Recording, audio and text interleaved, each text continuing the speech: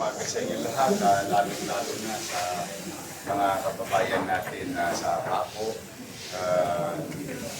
3 weeks ago, as you all know, I visited the Quirino Highway, particularly sa may San Andres bago dumating ng Osmeña yung ating river para luwagan yung laliman ng ating rivers dahil nagkakaproblema dito sa Paco.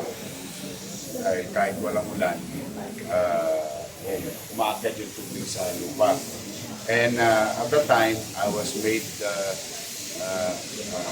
promise was made to the people of Manila by DPWH that they're going to fix it in 3 weeks.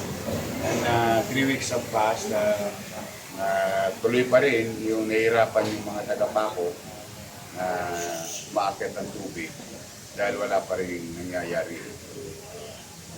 Be that as it may, ito tayo ngayon, yung commitment nila sa atin ng MMDA at DPWH na ayusin na itong floodgate na nasira noong kasagsagan na bagyo.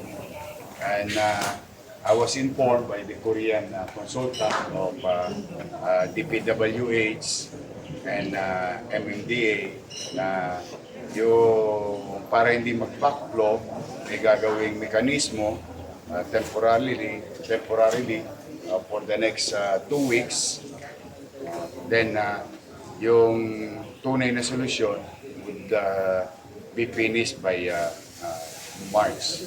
So we are hoping before the end of the year, sana wala nang tubig na umakyat sa Paco area, sa community. And for the long term, sana maayos sa lalong madaling panahon naman yung nasabing floodgate. Kung floodgate po na ito, gano'n siya katagal gumagana o nasira? Hindi, nasira lang ng ano, Na-recent na ba ito? nung bagyo.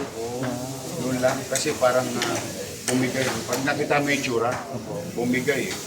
Parang may bumanggang matigas. So bago nung bagyo, sir, gumagana? O gumagana. Walang problema ang Paco. Ngayon lang na problema talaga. But it's been so many weeks now. Kawawa naman yung mga kapitbahay namin doon. But then again, I'm very hopeful na napapakinggan naman ng request ng mga taga-Maynila sa national government. Ano po yung kakabitin ng temporary?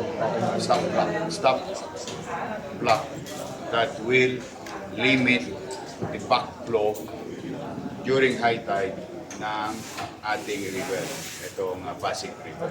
So that will cushion the load of water coming inland. Marami po ba mga pamilya apektado? Dami yun.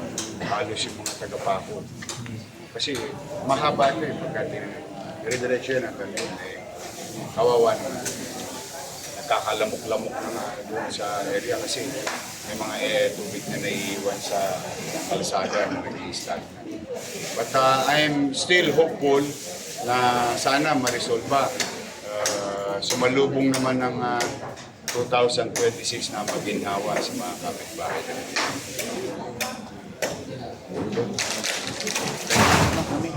Happy birthday to you.